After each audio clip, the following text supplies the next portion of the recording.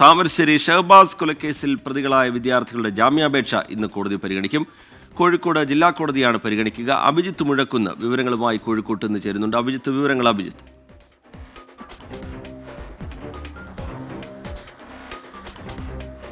P K. ഷഹബാസിന്റെ കൊലപാതകവുമായി ബന്ധപ്പെട്ട് 6 പേരെയാണ് നിലവിൽ പോലീസ് പ്രതി ചേർത്തിട്ടുള്ളത്. ഈ 6 പേരും നിലവിലിപ്പോൾ ജുവനൈൽ ജസ്റ്റിസ് ബോർഡിന്റെ കീഴിലുള്ള പ്രത്യേക കേന്ദ്രത്തിലാണ് അവരെ പാർപ്പിച്ചിരിക്കുന്നത്.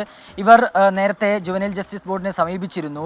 ജാമ്യം ലഭിക്കണമെന്ന ആവശ്യവുമായാണ് അവർ സമീപിച്ചത്. പക്ഷേ ജുവനൈൽ ജസ്റ്റിസ് ബോർഡ് ഇവർക്ക് ജാമ്യം നൽകിയിരുന്നില്ല. അതിനെ തുടർന്നാണ് ഇപ്പോൾ ഇവർ ജില്ലാ കോടതിയെ സമീപിച്ചിട്ടുള്ളത്. ഈ ഹർജിയാണ് ഇന്ന് ജില്ലാ കോടതി പരിഗണിക്കുക.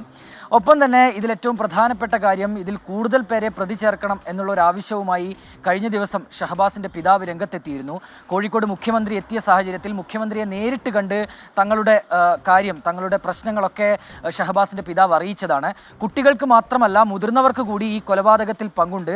ആസൂത്രിതമായാണ് ഈ കൊലപാതകം നടത്തിയത് എന്നതടക്കമുള്ള കാര്യങ്ങളാണ് പിതാവ് ഉന്നയിച്ചത്.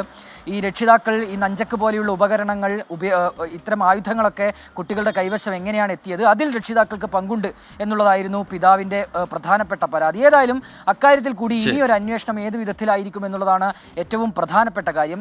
പരീക്ഷയായിരുന്നു, SLC പരീക്ഷയായിരുന്നു. ഈ SLC പരീക്ഷ ഈ 6 വിദ്യാർത്ഥികൾ എഴുതുന്നതിനെതിരെയും വലിയ പ്രതിഷേധം അരങ്ങേറിയിരുന്നു. ഇനിയിപ്പോഴേതായാലും ഇന്ന് കോഴിക്കോട്ട് നിന്ന് വിശദാംശങ്ങൾ പങ്കുവെക്കുകയായിരുന്നു. 6 വിദ്യാർത്ഥികളാണ് നിലവിൽ പ്രതിപട്ടികയിലുള്ളത്. കൂടുതൽ പ്രതികളുണ്ട്. അത് കേന്ദ്രീകരിച്ച് അന്വേഷണം വേണം. കൂടുതൽ പേരെ പ്രതിപട്ടികയിൽ ഉൾപ്പെടുത്തണം എന്ന ആവശ്യം കുടുംബം മുന്നോട്ട് വെച്ചിട്ടുണ്ട്. അതിനിടയിലാണ് ഇന്ന് ജാമ്യാപേക്ഷ കോടതി പരിഗണിക്കാൻ പോകുന്നത് എന്നതും ശ്രദ്ധേയമാണ്.